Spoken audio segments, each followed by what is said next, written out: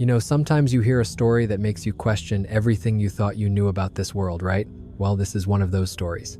Honestly, if someone had told me this a few years ago, I probably would have just laughed it off.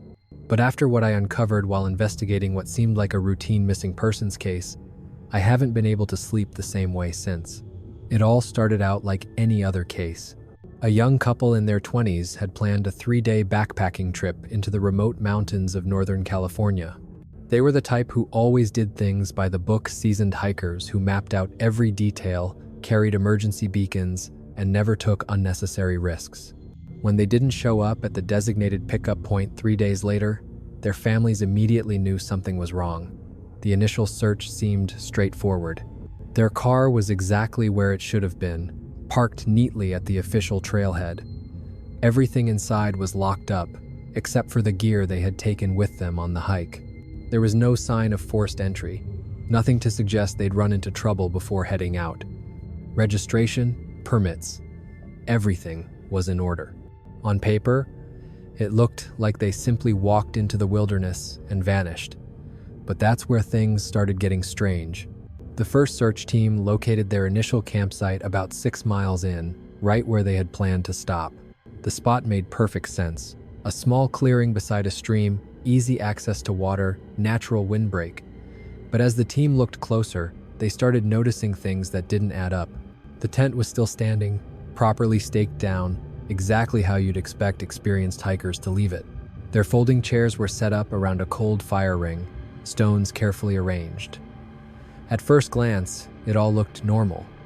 But the food situation was what really caught the team's attention. Every single bear-proof container had been opened, not torn into the way bears usually do, but opened with precision. Bears make a mess. They shred packaging, leave claw marks, scatter things everywhere. This wasn't that. The containers had been unlocked cleanly. The food inside was removed with care, but not eaten there. It looked more like someone or something had methodically gone through their supplies, taking certain items and leaving others untouched. What was taken versus what was left behind was even more unsettling. High-calorie items like trail mix, energy bars, and dried fruit were all gone. But canned goods, which are harder to open without tools, were left untouched. Seasoning packets and sauces had been taken, but bulkier staples like rice and pasta were ignored. This wasn't random foraging.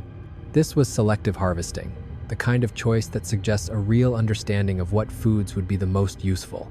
And the containers themselves told another part of the story. They weren't damaged, pried, or forced. Whoever did this figured out the locking mechanism and opened them correctly. Bear canisters are designed specifically to outsmart wildlife, requiring a mix of dexterity and problem-solving skills that no wild animal is supposed to have.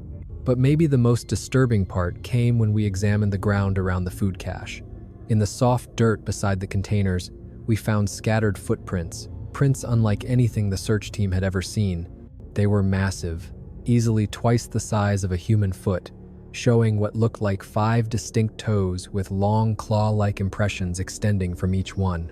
The scent dogs picked up a clear trail leading away from the campsite, deeper into the backcountry. But here's the thing. It didn't follow any established hiking routes. Instead, it cut straight into dense, nearly impassable forest. No rational hiker carrying full packs would have chosen that route. What we pieced together from analyzing the evidence was chilling. The couple's encounter hadn't started at their second campsite. It had started the very first night. Reviewing their GPS logs against the physical evidence we found painted a much darker picture. It looked like they had been stalked from the beginning. When we ran forensic sweeps of their first campsite, we found subtle signs that something had been watching them from the tree line after dark. About 60 yards from their tent, areas of vegetation had been flattened, large impressions where something heavy had lain still for hours, bending grass and snapping branches in unnatural patterns. These weren't random disturbances. They were deliberate vantage points. They were positioned with a clear view of the couple's campsite while remaining concealed from anyone inside. Each vantage point gave an excellent line of sight to the tent entrance, the food cache, and the couple's evening activities around the fire.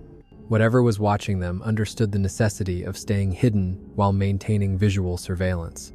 The placement suggests a troubling level of tactical awareness.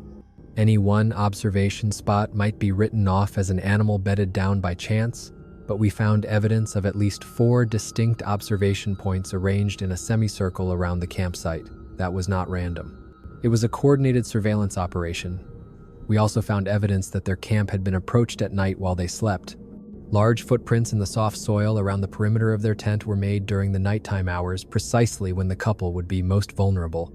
The creature conducted careful, methodical patrols around their sleeping area, close enough to detect movement and sound, but not so close as to wake them. That pattern is what drew our attention. The prints didn't indicate the aimless wandering of an animal just probing a campsite. Instead, they formed a deliberate path, circling the tent at a consistent distance of roughly 25 feet, about 7.6 meters. Whatever made those prints maintain that distance for the full circuit, which implies spatial awareness and control unlike any known wildlife behavior. What worried us most, though, were the signs we found near their hung food. The couple had followed standard survival procedures, hoisting their food in a bear bag about 50 feet, roughly 15 meters, from the tent. But something had come up to the suspended bag during the night and studied it closely. We found enormous prints directly beneath the dangling food and deep gouges in the tree trunk, indicating that whatever examined the bag had tested whether it could reach it. The gouges were deep depressions in the bark made by claws or tools far larger than anything known to inhabit the area. The mark started around 7 feet, about 2.1 meters, up the trunk, and extended to nearly 9 feet, about 2.7 meters, suggesting whatever made them could reach far higher than any local bear or mountain lion. Crucially, the creature did not appear to be trying to retrieve the food that first night. It simply investigated and left. That restraint and observational behavior are completely unlike the typical actions of wildlife around a food source. Most predators would immediately attempt to access an easy calorie source. This thing performed what can only be described as reconnaissance. The couple's GPS data from day 2 shows they began sensing something was wrong early that morning. Their movement pattern changed from the steady, purposeful pace of experienced hikers to something cautious bordering on paranoid.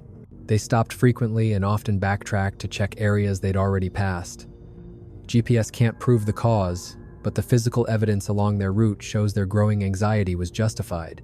Something was stalking them, and it was running an increasingly aggressive psychological campaign. At various points, their GPS track shows them leaving the established trail system and trying to cross country through difficult terrain. That wasn't part of their original plan, and the routes they picked made no sense from a navigational standpoint. When we examined those deviations, we found why they had to alter course. Along the intended trail, newly broken branches had been arranged deliberately across the path. This wasn't wind or a sudden storm. Someone had systematically created obstacles to force hikers off the trail. The branches were placed at strategic choke points where the trail narrowed or passed through dense cover, locations that left hikers no choice but to turn back or find a way around. And here's the truly frightening part. Every alternate route they took led in the same direction, deeper into the backcountry and farther from any chance of rescue or assistance. The couple thought they were making their own navigational choices, but in reality, they were being herded, driven into a place they couldn't see, like livestock. We found evidence of their growing paranoia at 3 separate locations along their route. At each site, they paused for long stretches, setting up makeshift observation posts behind boulders or fallen trees. The placement of these stops shows they were watching their own back trail, trying to spot whatever they sensed was following them. Physical evidence at those sites mirrored the GPS data. Areas where something had lain in wait for extended periods, leaving body impressions in the soft ground, and even scattered personal items placed down while it kept watch. At the second location, we discovered they had tried to use binoculars to scan the forest behind them.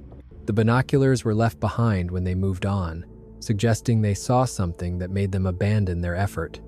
At the third observation point, we found evidence they'd used a small mirror to watch the trail behind them without exposing themselves, a technique taught in military survival training. That mirror was still there, still angled to reflect the path they'd traveled, but it had been deliberately smashed. Something had detected their counter-surveillance and destroyed the tool while they were using it. What's most unsettling is that their pursuer clearly understood these tactics from the very start. At every observation point the couple established, We found signs that a massive figure had circled through the forest to gain a different vantage. The enormous footprints proved that while the couple believed they were watching their back trail, they were in fact being watched by something with far greater skill at concealment. This creature had essentially turned the couple's own surveillance efforts against them, using their stops and watch points as opportunities to close in and study them more closely. The level of tactical awareness and counter-surveillance ability is unlike anything ever documented in the natural world. By the afternoon of day 2, an event occurred that escalated things dramatically. The couple stopped for lunch at a scenic overlook, a routine break that should have been safe. But when we examined the site, we found evidence of the first direct encounter between them and their pursuer. The lunch spot was on a rock outcrop with excellent visibility in all directions, exactly the kind of location experienced hikers select for security and situational awareness. They followed proper protocol, laying out their gear in an orderly way and maintaining clear sightlines to every possible approach.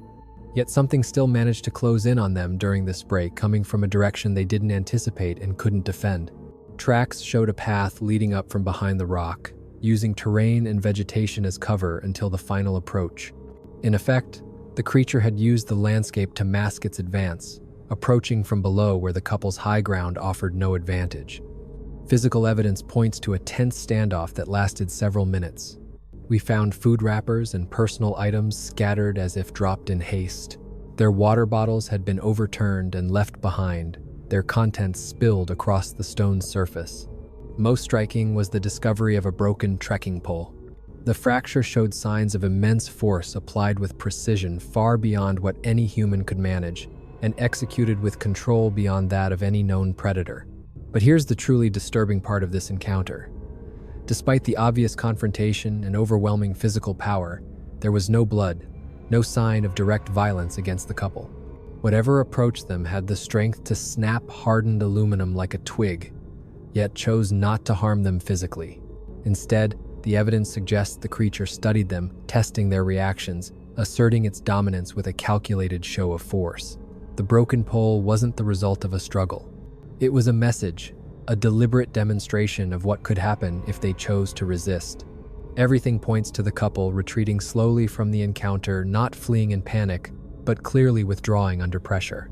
Their footprints showed careful, deliberate steps, rather than the chaotic, panicked sprint of prey trying to escape. That indicates the creature controlled the encounter from start to finish, allowing the couple to withdraw once it had accomplished its purpose. Most importantly, we discovered that food had been taken during this encounter, but it was not consumed on the spot. The creature used the confrontation to selectively remove specific items from their lunch in an orderly fashion. High-energy foods were taken while bulky items were left behind, demonstrating the same selective intelligence we'd seen at their initial campsite. The creature also left something behind, a message, clear and unmistakable. Lined up neatly on the rock where the couple had eaten were 5 large stones, each roughly the size of a human head. These rocks were not native to that outcrop. They had been carried from elsewhere and placed deliberately, an intentional act, not a random natural occurrence. What happened next may be the most disturbing aspect of the whole episode. Rather than immediately following up with a direct attack, the creature began a systematic campaign of psychological harassment that lasted for the remainder of their time in the wilderness. The couple's GPS data that afternoon and into the evening shows increasingly erratic movement. They would hike a short distance, then abruptly stop and change direction. Sometimes they backtracked a long way before choosing a wholly different route. This was not normal navigational behavior. It matched the movement pattern of people under active terror. The harassment campaign was sophisticated and relentless. Along their afternoon route, we found evidence of deliberate attempts to sow fear and paranoia. Trees were newly snapped and arranged so that loud cracking noises could be heard from a significant distance. Large boulders were rolled down slopes, creating threatening sounds that seemed to shadow the couple's movements. Most alarming were the territorial markings that began appearing along their path. Deep gouges in tree bark at heights of about 2.4 to 3 meters, roughly 8-10 feet, far higher than any known animal could reach. The scratches formed consistent patterns that recurred at intervals, creating a marked territorial corridor the couple was forced to pass through. These marks were not random vandalism. They displayed intelligence and intention. The patterns were too consistent to be accidental, and their placement was too strategic to be coincidence. Someone was marking a specific route and ensuring that anyone who passed through would know they were in claimed territory. At their second campsite that night, we found ample evidence of the psychological pressure they were under. They moved their camp 3 times during the night, each time selecting a more defensive position. Their final site was set against a large cliff face, protecting their backs and offering clear sightlines in every direction. But even their attempts to find a safe spot were systematically countered. At every camp, we found signs that the creature had positioned itself to observe them, choosing vantage points that neutralized any tactical advantage the couple thought they had achieved. The footprint patterns around their various campsites showed that no matter where they went, they were being watched by a creature that understood defensive thinking better than they did themselves. By this point, the couple had clearly realized they were dealing with an intelligent adversary. We found evidence they tried to create false trails, doubling back and leaving the main path at right angles to throw off their pursuer. They attempted to confuse the trail by crossing streams and moving over rocky ground where tracks would be harder to follow. But the footprint evidence shows these tactics were completely ineffective. Their tracker saw through every deception and continued to follow them with no difficulty. More disturbingly, the creature left deliberate signs indicating it knew about their escape attempts. We found footprints intentionally walked back and forth over their false trails, almost as if the pursuer were mocking their efforts. That night at their second camp, the psychological pressure ramped up significantly. We found evidence of multiple approaches to their tent during the night, not attacks, but deliberate attempts to terrorize them by displaying presence and force. Huge footprints moved continuously around their campsite throughout the night, sometimes coming within roughly 15 feet, about 4.5 meters, of their tent. At times, the creature clearly stood just outside their tent for long stretches. We found deep impressions in the soft soil where a massive body had remained motionless long enough to leave highly detailed prints, individual footpads, and claw marks visible. The placement of these prints indicates the creature studied their tent, perhaps eavesdropping on conversations or monitoring levels of stress. Some prints were placed directly in front of the tent entrance, others to the sides where the heads of the people inside would point while they slept. This was not random wandering. It was a calculated threat designed to make the couple acutely aware of their vulnerability. But perhaps most frightening was the evidence that the creature actively manipulated their campsite during the night. Guy lines had been loosened and retightened, camping gear had been moved and rearranged, and their food cache had been inspected and rearranged. The couple slept, while something intelligent and powerful repeatedly demonstrated it could reach every nook and cranny of the camp without waking them. Dawn did nothing to ease the torment. The couple's GPS data show they broke camp before sunrise, clearly desperate to put distance between themselves and whatever was harassing them. But their movement that final morning shows they were no longer making rational navigational choices. Instead of returning safely to the established trail, they pushed deeper into the backcountry. The GPS track shows them heading into progressively more hazardous terrain choices that moved them farther from any reasonable chance of rescue or assistance. This was not the behavior of seasoned hikers following sound judgment. It was the behavior of people being herded toward a destination against their will. The physical evidence along their morning route demonstrates mounting panic and desperation. We found personal items abandoned in a steady progression. First came non-essential items, extra clothing, and camp chairs.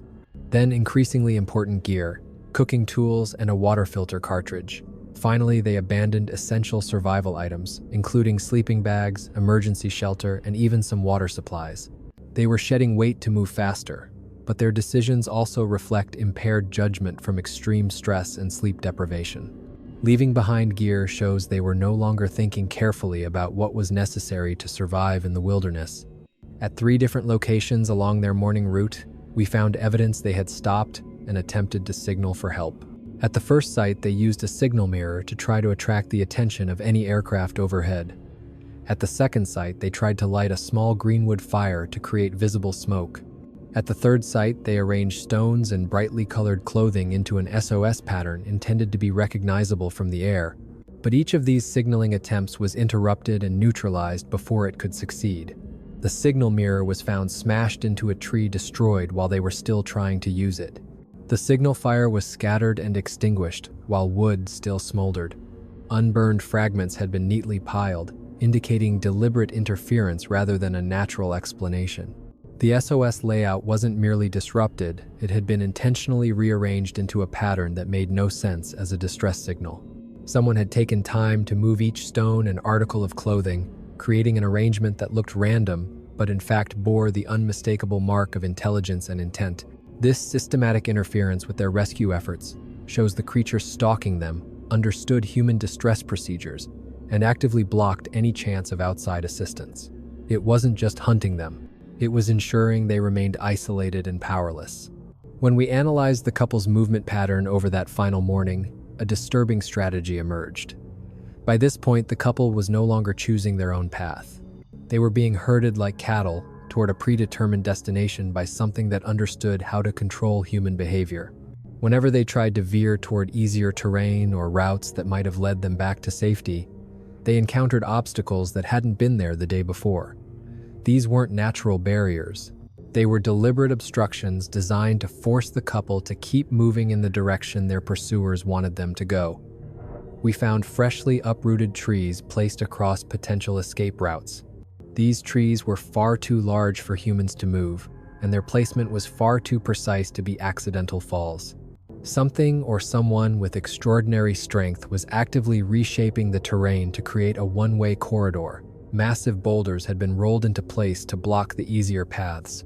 These were not random rockfalls. They had been positioned at choke points where the couple had no choice but to turn back or take alternate routes. Every alternate path funneled them deeper into the wilderness, farther from any chance of rescue. Vegetation was smashed and bent to create impassable barriers at locations that forced the couple into more treacherous terrain. Dense brush leading back toward the trailhead had been systematically destroyed, while the routes plunging deeper into the mountains were kept open and inviting. Footprint evidence indicates multiple individuals were now involved in this campaign. What began as stalking by a single entity had escalated into a coordinated effort by at least 4, possibly 5 different individuals working together with military-like precision. The tracks showed they had taken up positions on all sides of the couple's possible escape routes, forming an invisible fence that steered their movement exactly where intended. The level of coordination required here reveals not only intelligence, but also sophisticated communication and planning. This wasn't random animal behavior, it was a complex strategy requiring long-term foresight, real-time adaptability, and exact timing. These creatures were demonstrating cognitive abilities that challenge everything we thought we knew about non-human intelligence. The couple's GPS data from late that morning shows increasingly desperate attempts to break out of the invisible corridor. They suddenly changed direction in sharp angles, trying to exploit perceived gaps in the formation of their pursuers. But every attempt was countered almost immediately by new obstacles that appeared to block escape routes, forcing them back onto the path their trackers had chosen. The speed with which these countermeasures appeared indicates constant communication and rapid coordination among the creatures. When the couple tried to force their way through a particular gap, that route would be blocked within minutes by newly fallen trees or repositioned barriers. By early afternoon of their final day, the couple's situation had become completely hopeless. The GPS data from this phase shows movement patterns no human carrying gear across rugged terrain could possibly sustain. The most chilling aspect of the data was the speed recorded. For hours, their GPS units logged movement far faster than any human could maintain while running through harsh wilderness. It appears the couple was being carried or dragged through the forest at a pace they could never have achieved on their own. But this wasn't continuous fast travel. Instead, the GPS shows bursts of rapid movement broken by stretches of total stillness. That pattern suggests they were being transported in stages, with stops while their captors regrouped or scouted ahead. During those pauses, one can only imagine the terror they must have endured not knowing what was coming next or where they were being taken. The most heartbreaking revelation in the GPS data is that it shows the couple being separated for the first time. Up until that point, the 2 GPS devices had moved together, showing identical tracks as you would expect from people sticking close to one another for mutual support and protection. But in those final hours, the GPS units began to show different positions. At first, the separation was minor, 50 to 100 yards, something that might be explained by detours around obstacles or rough terrain. But as the afternoon wore on, the gap widened dramatically. By late day, they were nearly half a mile apart, both still moving at impossible speeds across terrain that would challenge even seasoned mountaineers with proper gear. This separation pointed to something truly horrifying. The couple had been split up, each one pursued or carried by different groups of their attackers. They were no longer together to comfort or protect each other in the final ordeal.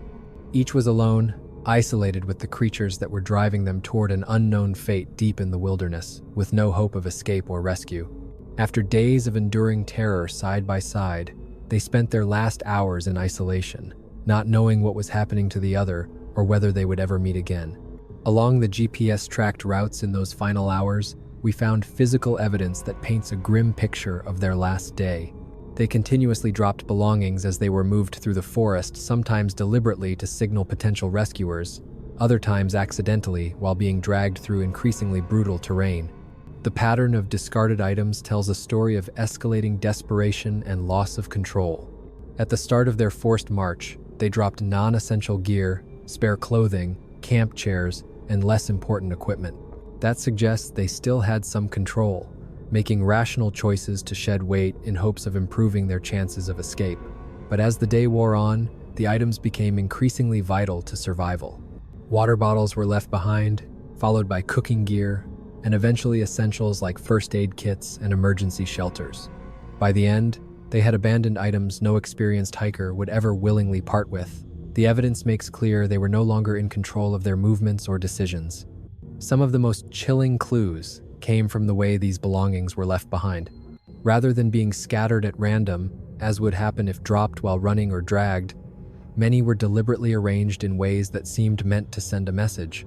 Personal effects were hung on branches at eye level, where anyone following the trail would be sure to see them. Clothing was spread out across rocks in intentional patterns rather than lost haphazardly. Critical gear was placed at trail junctions exactly where rescuers would be most likely to find it. This careful staging shows the captors understood that humans would eventually come searching for the missing couple. The creatures left a trail that was almost too easy to follow, as if they wanted searchers to be drawn to very specific locations. That kind of behavior is completely unlike anything known in the natural world. Predators almost always conceal their prey to avoid detection. These beings, however, seemed intent on creating a breadcrumb trail, one that would lead rescuers where they wanted them to go. This suggests not only intelligence, but also an understanding of human search and rescue protocols, and perhaps even a desire to manipulate the investigation itself. As we tracked the GPS signals deeper into the backcountry, the evidence grew darker. What we found wasn't just proof of abduction, it was undeniable evidence of systematic torture stretched out over hours as the couple was moved toward their final destination. At multiple points along both GPS routes, we found places where the devices stopped for long intervals. When we investigated those sites, the story that emerged was one of deliberate cruelty, difficult to even process, despite the physical evidence before us. These weren't rest stops or regrouping points. They were torture sites, places where the couple was tormented for no reason other than to inflict physical and psychological suffering. At the first torture site along one of the routes, we found signs that one member of the couple had been forced to watch as their remaining supplies were systematically destroyed right in front of them. The food packets had been torn open, their contents scattered not for consumption, but clearly for psychological effect. Their remaining water had been poured out onto the ground, leaving the empty bottles lined up neatly where the victim could see exactly what was being taken from them. The placement of the discarded items left no doubt this wasn't random destruction. It was a calculated performance designed to shatter psychological resistance by demonstrating complete helplessness. The victim had been positioned to witness every stage of the devastation, powerless to stop the systematic stripping away of the resources they needed to survive. At the second torture site, we found evidence of more direct physical intimidation. Massive rocks had been hurled with enormous force against trees near where one of the two had been standing. The resulting crashes and flying debris would have been terrifying to someone already paralyzed by fear. These boulders were far too large for a human to throw with any accuracy, and the impact patterns showed deliberate targeting, not random violence. The creature wasn't just displaying raw power, it was demonstrating precise control over where that power landed. But it was the third torture site that revealed the most chilling evidence of deliberate cruelty. Here, we found clear signs that the creatures had staged prolonged demonstrations of their capabilities, seemingly for the psychological torment of their captives. Trees had not only been toppled but twisted into grotesque shapes no natural force could have produced. Boulders had been moved and stacked into defiant, gravity-defying formations. Deep gouges had been carved into solid rock as if by claws or crude tools. These weren't acts of mindless violence. They were calculated psychological warfare, intended to ensure absolute submission. The creatures systematically showcased their abilities, making it clear that resistance was not just futile, but would invite overwhelming physical force directed against human bodies. The torture sites also displayed a disturbing awareness of human psychology. At each location, the couple's personal belongings were arranged in ways meant to maximize emotional impact. Photographs had been placed where they would be easily seen, reminders of a normal life the captives would never return to. Articles of clothing were laid out in suggestive patterns, hinting at what might happen to those who had worn them. The GPS data from late afternoon revealed the most emotionally devastating aspect of the ordeal. The two units, which had drifted gradually apart all day, suddenly split sharply and began moving rapidly in completely different directions. This was the moment the couple was permanently separated, torn apart after days of enduring terror side by side. They were forced to face whatever came next without the comfort or support of each other in their final moments. The emotional impact of that forced separation is almost beyond comprehension. After surviving together through days of stalking, direct confrontations, hours of captivity, and calculated torture, they were divided at the most critical moment of all. Each would meet their fate in total isolation, not knowing what was happening to their partner or whether they would ever see them again. The GPS tracks from that point forward show both units being driven quickly into different parts of a remote canyon system. The routes were clearly pre-planned, not random meandering through rugged terrain, but deliberate guidance to specific destinations the creatures had chosen for reasons we can only guess at. One GPS unit was taken into the deepest part of the canyon system, along a path impossible for humans to navigate without advanced climbing equipment and intimate technical knowledge of the terrain. The other was led to a more accessible but equally isolated sector, far removed from any chance of rescue or discovery. This strategy of separation demonstrates sophisticated planning and resource management utterly unlike any predatory behavior ever recorded. Instead of keeping their captives together, which would have been easier to control, the creatures deliberately split them apart. The reasons for this division can only be speculated, but the evidence suggests each member of the couple had a different fate prepared for them. Perhaps the two were destined for different purposes, requiring them to be handled separately. Or maybe the separation itself was part of the psychological torture, ensuring that each victim's final moments were spent in total isolation and despair.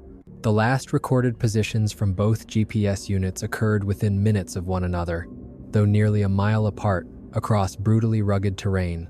The simultaneous end of both electronic trails was far too precise to be coincidence. It pointed to careful coordination between the groups moving them. The final ping from the first device came from deep within the canyon system, in terrain nearly impassable for humans. When search teams finally reached the site days later, they recovered the GPS unit damaged but still functioning, wedged into a crack in the canyon wall about 15 feet above the canyon floor. The placement was deliberate. It hadn't simply fallen there during a struggle, nor had it been casually discarded. Instead, it had been carefully positioned within the rock cleft, sheltered from the elements yet still able to transmit its final location to rescuers. That deliberate placement shows the captors understood the technology and intentionally left the device to provide searchers with a specific site to investigate. But when the team reached the location, what they found defied explanation. The area around the final GPS coordinates showed abundant signs of activity, but not the kind of evidence you'd expect from a predator kill site. Instead, the scene suggested that some sort of ritual or ceremony had taken place. Stones had been arranged into intricate geometric patterns around a central clearing. Trees had been stripped of bark and shaped into precise spirals, creating distinctive visual designs. Symbols had been carved into the ground, clearly artificial, yet bearing no resemblance to any known human culture. Most disturbing of all, there were no remains. Despite clear evidence of extended activity, there was no blood, no tissue, No clothing scraps, no equipment, nothing to indicate what had happened to the victim brought there. The second GPS device was never recovered, despite exhaustive searches of the area where its last signal had originated. That final ping had come from a canyon section accessible to ground teams, yet when they arrived, they found no trace of the device or any evidence of the victim who carried it. The selective preservation of evidence, leaving one GPS unit while eliminating the other, reveals deliberate decision-making. The creatures had chosen to provide investigators with one focal point while concealing entirely what had occurred at the second site. This asymmetry was intentional, ensuring that investigators would find some evidence while remaining completely in the dark about other aspects of what took place. Such strategic thinking and evidence management is utterly unlike anything seen in animal behavior. It demonstrates a disturbing awareness of human investigative methods. When search teams finally examined the location of the last GPS signal, they discovered signs of a desperate final struggle. Nearly an acre of canyon terrain had been violently disturbed. Vegetation was broken and flattened, rocks displaced, and evidence of prolonged violence was everywhere. The scene showed that despite everything they had endured, days of being stalked, hours of captivity and torture, the couple had somehow summoned the strength to mount one last attempt to resist their captors. We found evidence of improvised weapons gathered from the harsh environment, sharp rocks collected and positioned for use, broken branches sharpened into crude spears. Defensive positions had been built from available materials, showing that even in their final moments, they worked together to carve out some tactical advantage. Piles of stones had been arranged for cover, and thorny vegetation gathered into barriers meant to slow the attackers' advance.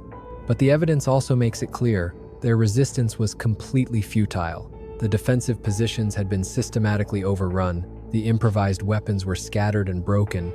Whatever they faced in those final moments had overwhelming advantages in strength, numbers, and mastery of the terrain.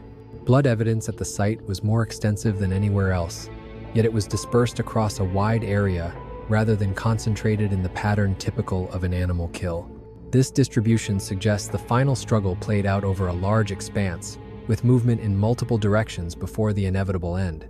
Blood trails stretched outward from the central clash, showing that the fight involved significant movement and likely multiple phases of conflict. Yet every trail ended abruptly, with no indication of where the bodies had gone or what ultimately became of them. Most disturbing was the evidence of systematic destruction carried out after the confrontation.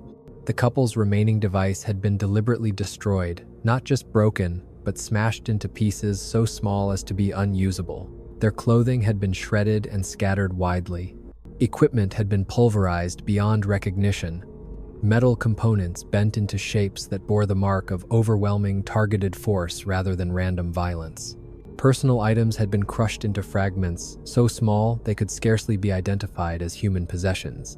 Photographs were torn into scraps like confetti. Electronics were smashed until even the basic circuits were unrecognizable. The destruction went far beyond what was necessary to conceal evidence. It was eradication, systematic erasure, that felt driven by something akin to hatred or rage. The thoroughness suggests the creatures invested great time and effort to ensure every trace of human presence was wiped from the wilderness. When the search and rescue team submitted their initial reports, the unusual aspects of the evidence immediately posed problems for any official explanation.